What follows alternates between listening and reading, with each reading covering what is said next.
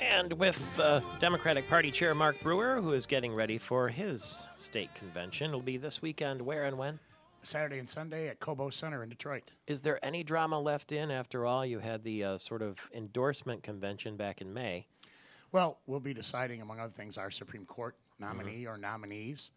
We're looking forward to the unveiling this week, I hope, of Virg Bernero's lieutenant governor candidate. So there'll be a lot of excitement. We're going to have several thousand delegates there. People are very excited about this ticket. Who's on the short list for lieutenant governor? Oh, I don't know any names beyond what's been out there publicly. Really? Michael Patrick? No, He doesn't come to you and say, "What about this person?" You know, because you're a veteran political activist. I've had my input in the sense of what I think the ticket needs. Oh, in a general sense. Yeah, in a general sense, and in terms of process and so forth. I'm very content and very satisfied with the very professional vetting process that Virg Bernero has set up. I'm confident it will yield a good product. He's going to be with us on the air tomorrow. Will we know by then who the running mate is, you think? Perhaps, but I'll leave that for him. That's news for Virg Bernero to make, not for Mark Brewer. Okay. Now, I guess it's MERS this morning is reporting that Colleen McNamara is in danger of not being renominated to the MSU Board of Trustees in favor of Sam Singh, the former East Lansing mayor. We've got several candidates for all the education boards, and that'll be decided on Saturday. We'll make those nominations on Saturday. So is it possible that Colleen McNamara? It's certainly possible. I mean, no incumbent in either party, I think, is guaranteed renomination. People have to go and make their case on the merits to the delegates. Would it be unusual if she weren't renominated? In our party, at least, it varies from cycle to cycle. Sometimes incumbents are renominated, sometimes not. What did you make of this idea now that that maybe Mike Bouchard would be the running mate for Rick Snyder on the Republican side? Well, I think nominating a Lansing insider like that, and it's really what Mike Bouchard is, really undercuts Snyder's attempt to be an outsider. I mean, Snyder's got enough problems as it is. You know, the outsourcing of 20,000 American jobs while he was an official at Gateway. And the business community, the business press, Michael Patrick really raked Gateway over the coals while he was there. So people don't have to believe me when when I say that he was a lousy private business leader. Fortune magazine and lots of business magazines just really trashed Gateway in terms of its performance while he was CEO and while he was on the board. So I don't think Mike Bouchard helps him in any way and actually hurts him.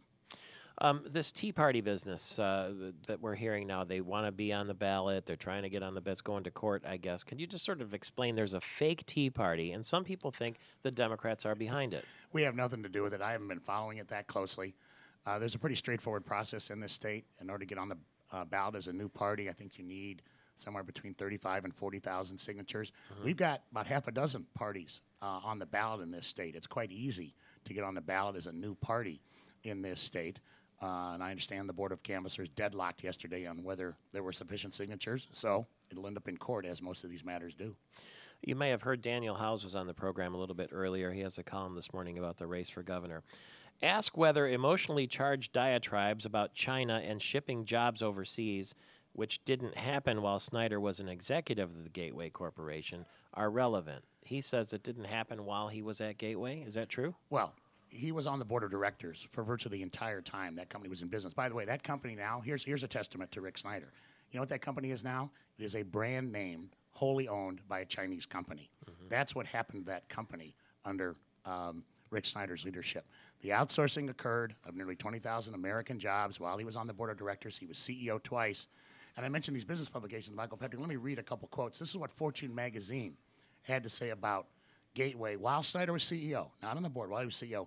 Gateway is a, quote, shadow of its former self. Here's another business magazine, quote, Gateway is one long pratfall. It is the Inspector Clouseau of computer companies. Wow. Gateway's business moves are, quote, a complete disaster and a, quote, total failure. That's not Mark Brewer. That's the business press giving its assessment of Gateway while Rick Snyder was CEO. This is not a successful businessman. He doesn't have the, quote, business model that's going to work here in Michigan, and we're going to make an issue of his business reputation in the fall because that's what he's running on, and it's not what he has portrayed. There's been talk of a Republican tsunami at the polls this November. Then I look at California, where you have the race for governor. There's an incumbent Republican, Arnold Schwarzenegger, who is not running. He's got Meg Whitman from a computer company, a Republican, running against Jerry Brown, who was Governor Moonbeam at one time, trying to make a political comeback. She spent $100 million and maybe going to spend $50 million more in the general. And right now, the polls are showing it's a dead heat.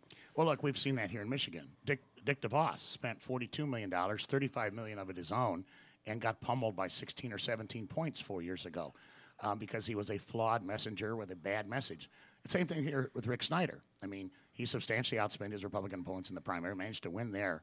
But in the fall, he's going to outspend us, but we're going to have the better message and I think the better candidate. We're going to talk about his lousy business record and get the truth out to the people of Michigan, the truth they didn't hear during the primary. And it'll be heard loud and clear at the convention this weekend, that's for sure. Absolutely. We'll look forward to talking to you afterward. Good luck this weekend. Thank you. Mark Brewer, the chairman of the Michigan Democratic Party. The conventions are this weekend, and we will have the running mates. We'll have all sorts of clear picture of the general election. Television viewers, thanks for being with us this morning. Radio listeners, stay right where you are. There's another hour of this coming your way after the news. Adios and via con Dios. A long way.